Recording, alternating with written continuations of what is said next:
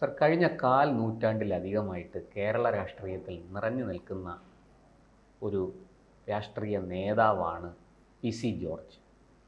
വിവാദങ്ങൾ ഉണ്ടാക്കുന്നതിലും അദ്ദേഹം ഒട്ടും പുറകിലല്ല. രണ്ട് മുന്നണികൾക്കും കൃത്യസമയത്ത് മരുന്ന് കൊടുക്കാൻ പി.സി. ജോർജിനോളം മിടുക്ക് മറ്റാർക്കുമില്ല. ഇപ്പോഴത്തെ ഏറ്റവും പുതിയ ഒരു വിവരം പുറത്തു വരുന്നു. പി.സി. ജോർജ്, പൂഞ്ഞാറും പി.സി. ജോർജും തമ്മിലുള്ള ബന്ധം നമുക്കറിയാം. പൂഞ്ഞാറ് വിട്ട് പി.സി. ജോർജില്ല, പി.സി. ജോർജ് വിട്ടൊരു പൂഞ്ഞാറുമില്ല. അങ്ങനെയാണ് കേരളം മനസ്സിലാക്കിയിരിക്കുന്നത്. ആ പി.സി. ജോർജ് പൂഞ്ഞാറിൽ നിന്ന് പിന്മാറുന്നു, പകരം ആ മണ്ഡലം മകൻ ഷോൺ ജോർജിന് കൊടുക്കുന്നു എന്നാണ് കേൾക്കുന്നത്. ഇതിനകത്ത് എന്തെങ്കിലും വാസ്തവമുണ്ടോ സാർ? ഈ 2016 കേരളത്തിൽ നിന്ന് ഒരു MLA മാത്രമേ വിജയിച്ചിട്ടുള്ളൂ എന്ന് പറയുമ്പോൾ പലർക്കും അതിനകത്തൊരു സംശയം തോന്നേ. പിണറായി സർക്കാർ അധികാരത്തിൽ വന്നതല്ലേ അതെ എന്ന് ചോദിച്ചു. അതെ, അതങ്ങനെ ഞാനങ്ങനെ പലപ്പോഴും പറഞ്ഞിട്ടുണ്ട്. കാരണം ഇരു മുന്നണികളുടെയും ബന്ധമുണ്ടെങ്കിൽ, ആരുടെയെങ്കിലും ബന്ധമുണ്ടെങ്കിൽ ജയിച്ചു കയറാൻ പറ്റും. ഇതാരുടെയും ബന്ധമില്ലാതെ ഒറ്റയ്ക്ക് മത്സരിച്ച് ജയിച്ചത് ഒരാൾ, അതായത് ഇടത് വലത് മുന്നണികളോടും BJP-യോടും മത്സരിച്ച് ജയിച്ചയാളാണ് പി.സി. ജോർജ്. അപ്പൊ അന്ന് ചതുഷ്കോണ മത്സരമായിരുന്നു. അതെ, ഗംഭീര മത്സരമായിരുന്നു. അതെ. അതുപോലെ മുമ്പുണ്ടായിട്ടുണ്ട്.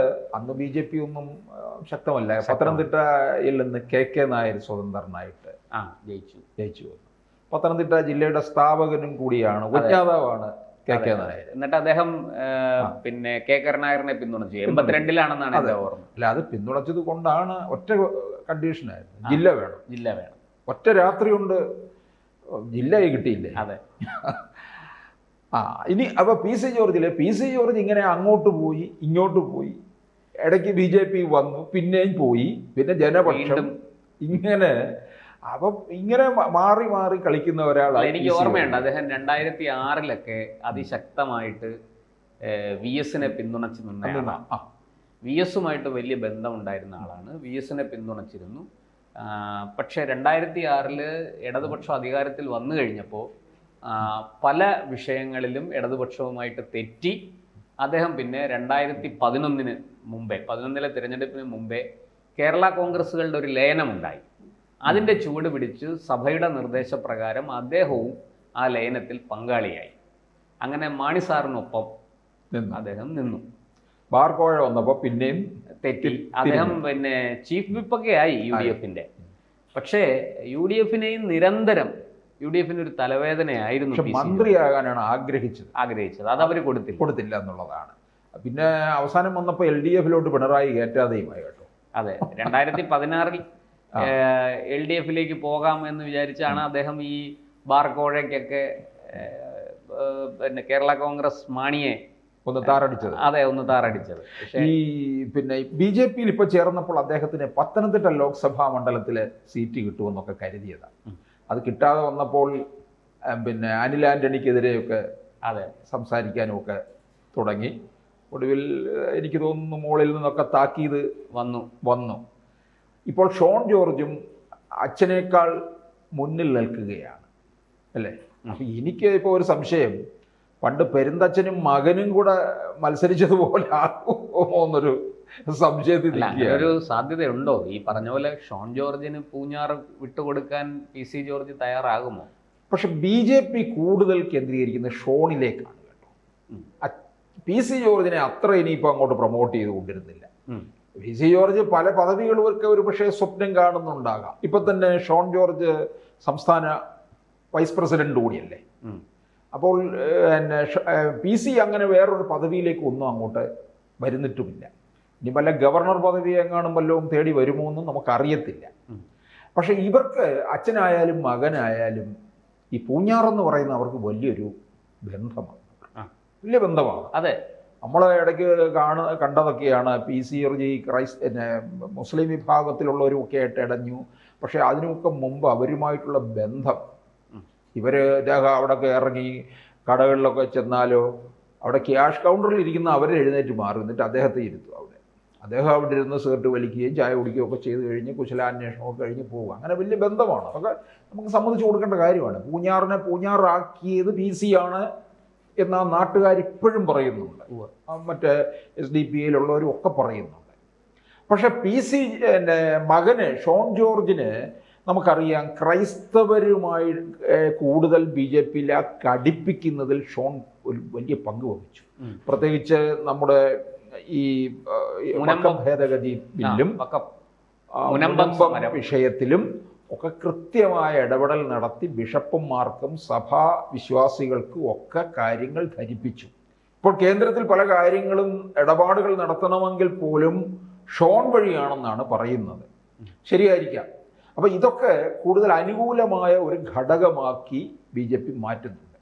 അങ്ങനെയാണെന്നുണ്ടെങ്കിൽ ഷോൺ ജോർജിനെ 2026 നിയമസഭയിൽ എത്തിക്കണം എന്ന് BJP കണക്ക് കൂട്ടുന്നുണ്ട്. രാജീവ് ചന്ദ്രശേഖർ അതിനുവേണ്ടി വളരെ സുരക്ഷിതമായ ഒരു മണ്ഡലത്തിലേക്ക് കൊണ്ടു നിർത്തണം. അവർ ഇപ്പോൾ കണക്ക് കൂട്ടുന്നത് ആലപ്പുഴ ജില്ലയിലെ കുട്ടനാട് നോട്ടമിടുന്നുണ്ട്.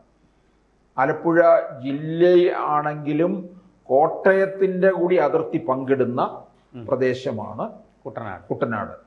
അവിടെ ഏതാണ്ട് ഒരു 70% തോന്നുന്നു മാവേലിക്കര ലോക്സഭാ മണ്ഡലത്തിലാണ്. മാവേലിക്കര ലോക്സഭാ മണ്ഡലവുമാണ്. അവിടെ കൊടിക്കുന്നിൽ സുരേഷാണല്ലോ. 70% സീറോ മലബാർ സഭ കത്തോലിക്കരാണ്.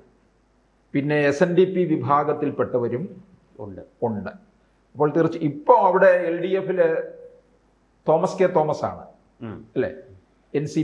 ഈ സീറോ മലബാർ സഭയ്ക്ക് 70% ഉണ്ടെന്നാണ് എനിക്ക് കിട്ടിയിരിക്കുന്ന ഒരു കണക്ക്. എന്തായാലും ക്രൈസ്തവരുടെ ഈഴവ സമുദായത്തിനും നായർ സമുദായത്തിനും സ്വാധീനം അത്യാവശ്യമുള്ള ഉണ്ട്.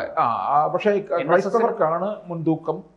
അതുകൊണ്ടുകൂടിയാണ് ഷോണിനെ ഇങ്ങോട്ടേക്ക്, കാരണം ഷോണ് ഈ ക്രൈസ്തവരുമായ സഭ വിശ്വാസികളുമായിട്ടൊരു വലിയ അടുപ്പം BJPക്ക് ഉണ്ടാക്കിയിട്ടുള്ള സാഹചര്യത്തിൽ പിന്നെ ഷോണിന് നമുക്കറിയാം, പിന്നെ BJP-യിലൊരു പുതുമുഖമാണ്, യുവനിരയാണ്. നിലവിൽ അദ്ദേഹം ജില്ലാ പഞ്ചായത്ത് മെമ്പറാണ്. ഈ പിന്നെ വീണ വിജയന്റെ കേസുകളൊക്കെ ഉയർത്തിക്കൊണ്ട് വന്നതിൽ നിർണായക പങ്ക് വഹിച്ചത് ഷോൺ തന്നെയാണ്. അപ്പം അതുകൊണ്ട് ഈ യുവ നേതാവ് എന്തായാലും സഭയിൽ വേണം. 2026 BJPക്ക് നിയമസഭയിൽ 5 പേരാണ് ഉള്ളതെങ്കിൽ 5 പേരിൽ ഒരാൾ ഷോൺ ആയിരിക്കണമെന്ന് കരുതുന്നുണ്ട്. കാരണം ഇതൊക്കെ ക്രൈസ്തവ മുഖമാണ്. ക്രൈസ്തവ മുഖം വരുമ്പോൾ അതിന് വേറൊരു മൈലേജ് കൂടി ഉണ്ടാകുന്നു എന്ന് നമ്മൾ മനസ്സിലാക്കണം. അപ്പോൾ കുട്ടനാട് വന്നു കഴിഞ്ഞാൽ, കുട്ടനാട്ടിലെ ഇപ്പോൾ UDF മത്സരിക്കുന്നത് കേരള കോൺഗ്രസ് ആണ്. അവിടെ UDF-ൽ നിന്ന് മത്സരിച്ചുകൊണ്ടിരിക്കുന്നത്. പിന്നെ ഈ രാഷ്ട്രീയ സമവാക്യങ്ങൾ മാറും 26-ൽ. ജോസ് കെ മാണി UDF-ലേക്ക് വന്നു കഴിയുമ്പോൾ കാര്യങ്ങൾ ഒന്നുകൂടെ മാറുമെന്നുള്ളതാണെങ്കിൽ അത് പറഞ്ഞതുപോലെ കേരളത്തിലെ ഈ മുന്നണി സമവാക്യങ്ങളിൽ വലിയ മാറ്റമുണ്ടാകും. അപ്പോൾ BJP കണക്ക് കൂട്ടുന്ന ക്രൈസ്തവ വോട്ടുകളെല്ലാം തന്നെ പിടിച്ചു നിർത്താൻ കഴിയുമോ എന്നുള്ളതും ഒരു ചോദ്യമാണ്. പിന്നെ അത് വളരെ ചിന്തിക്കേണ്ട ഒരു കാര്യം തന്നെയാണ്. കാരണം BJP കേരള കോൺഗ്രസിൽ അല്പം ക്രൈസ്തവർ കൂടുതലുള്ളത് ജോസ് കെ മാണി. പ്രബലമായ കേരള കോൺഗ്രസ് എന്ന് പറയുന്നത് ജോസ് കെ മാണിയാണ്. തൊട്ട് താഴെയാണ് ജോസഫ് നിൽക്കുന്നത്. ജോസഫിന്റെ കാലശേഷം ഈ ജേക്കബും ഈ പറഞ്ഞതുപോലെ PC ജോർജും എല്ലാം ഒറ്റയാന്മാരാണ്. ഈ ഒറ്റയാന്മാര് കേരള കോൺഗ്രസ് കുറെ പേരില്ലേ, 2 മുന്നണികളിലുമായിട്ട് നിൽക്കുകയാണ്. ഇപ്പൊ കാപ്പനും എന്താ അതും ശരിക്കും ഒരു കേരള കോൺഗ്രസ് രാഷ്ട്രീയത്തിന്റെ ഭാഗമാണ്. UDF വന്നാൽ മന്ത്രിയാകുന്ന ഒരാൾ കൂടിയാണ്. അത് നമ്മൾ മനസ്സിലാക്കണം. അത് കാപ്പനൊട്ട് പാലയൊട്ട് മാറി കൊടുക്കത്തില്ല. അതിനിടയ്ക്ക് ഒരു വർത്തമാനമുണ്ട്. കാപ്പൻ ഈ പിന്നെ ഷോൺ ജോർജിനെ പാലയിൽ മത്സരിപ്പിക്കണം എന്ന്. BJPക്ക് കുറെ വോട്ടുണ്ട്. BJP അത്ര പാലയിൽ ശുഷ്കമല്ല, ദുർബലരല്ല. അത്യാവശ്യം അവിടെ BJPക്ക് നല്ല വോട്ടുണ്ട്. LDF-നെ പോലെ തന്നെ, അല്ലെങ്കിൽ CPM-നെക്കാളും ഒക്കെ BJPക്ക് അവിടെ വോട്ടുണ്ടെന്നാണ് ഞാൻ മനസ്സിലാക്കുന്നത്. അല്ല, ഈ പൂഞ്ഞാറിൽ അത്രയും സ്ട്രോങ് ആയിട്ട് ഷോൺ ജോർജ് പറയണമെന്നുണ്ടെങ്കിൽ എന്തെങ്കിലും വിജയസാധ്യത കാണാൻ പറ്റുന്നുണ്ടോ? തീർച്ചയായിട്ടും PC ജോർജിന് അവിടെയുള്ള വളരെ ആഴത്തിൽ ബന്ധങ്ങളുണ്ട്. പിന്നെ അവിടെ ഈ പറഞ്ഞതുപോലെ പൂഞ്ഞാറിൽ BJPക്കും സംഘപരിവാറിനും അവിടെ ചെറിയ സ്വാധീനമുണ്ട്. അവിടുത്തെ ഹിന്ദുക്കളുടെ ഇടയിൽ അവിടെ ഈ പൂഞ്ഞാറിൽ BJP ഒറ്റയ്ക്ക് മത്സരിച്ച് 10-20,000-ഓളം വോട്ട് നേടുന്ന ഒരു സ്ഥലമാണ് പൂഞ്ഞാർ.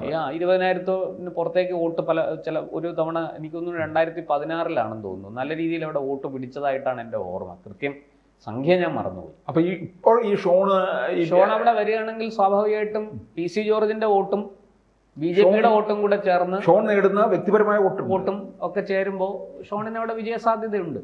അപ്പൊ ഷോൺ അത് ഉറച്ചു പ്രത്യേകിച്ചും ഒരു ശക്തമായ ഒരു ഭരണവിരുദ്ധ തരംഗം കേരളത്തിൽ ഇങ്ങനെ നിൽക്കുമ്പോൾ പ്രത്യേകിച്ച് അവിടെ ഇപ്പം സ്ഥാനാർത്ഥി ഇപ്പോഴത്തെ MLA എന്ന് പറയുന്നത് NCP ആണല്ലേ, തോമസ് കെ തോമസ്. അല്ല, അത് പടിഞ്ഞാറിലല്ല. അല്ല ഞാൻ പറഞ്ഞത് കുട്ടനാട്ടിലെ MLA തോമസ് കെ തോമസ്. അവിടുത്തെ പക്ഷെ കുട്ടനാട്ടിലും ഇതുപോലൊരു പ്രശ്നമുണ്ട്. കാരണം ഒന്ന്, ഈ പറഞ്ഞ പോലെ ഒരു ഭരണവിരുദ്ധ വികാരമുണ്ട്. രണ്ട്, ഈ NCP-യുടെ തന്നെ MLA വലിയ സാങ്കേതിക പ്രശ്നമുണ്ട്. ഞാൻ അതിലേക്ക് ഇപ്പോൾ പോകുന്നില്ല. പക്ഷെ ആ 2 സീറ്റും CPM ഏറ്റെടുക്കും. ഇപ്പൊ കാരണം ഇത് രണ്ടുപേരും CPM-ന് തലവേദന. ശശീന്ദ്രനെ സംബന്ധിച്ചിടത്തോളം ഇനിയിപ്പോൾ അദ്ദേഹം അത് വളരെ അവശനാണ്, ആരോഗ്യപരമായ പ്രശ്നങ്ങളുണ്ട്. അദ്ദേഹത്തെ മാറ്റി നിർത്തി ഇതങ്ങ് എടുക്കും. അതെ, ഞാനത് നമ്മൾ മറ്റൊരു വീഡിയോയിൽ പറഞ്ഞതാണ്. LDF CPM ഏറ്റെടുക്കാൻ പോകുന്ന കുറച്ച് ഒറ്റയാൾ പട്ടാളങ്ങളും അല്ലെങ്കിൽ ഇങ്ങനെയുള്ള ആന്റണി രാജുവിനെ എന്നേ വിഴുങ്ങി കഴിഞ്ഞു. ആന്റണി രാജു ചിലപ്പോൾ വേറെ UDF-ിലോട്ട് ചേക്കേറുമൊന്നും അറിയത്തില്ല. അപ്പൊ എന്തായാലും ഷോണ് കുട്ടനാട് അല്ലെങ്കിൽ പൂഞ്ഞാറിൽ ആയിരിക്കും എന്നുള്ള ഏതാണ്ട് ഉറപ്പാണ്. കൂടുതൽ വാർത്തകളും വിശേഷങ്ങളും നിങ്ങളിലേക്ക് എത്താൻ ABC മലയാളം സബ്സ്ക്രൈബ് ചെയ്യുക, ബെൽ ബട്ടണും അമർത്തുക.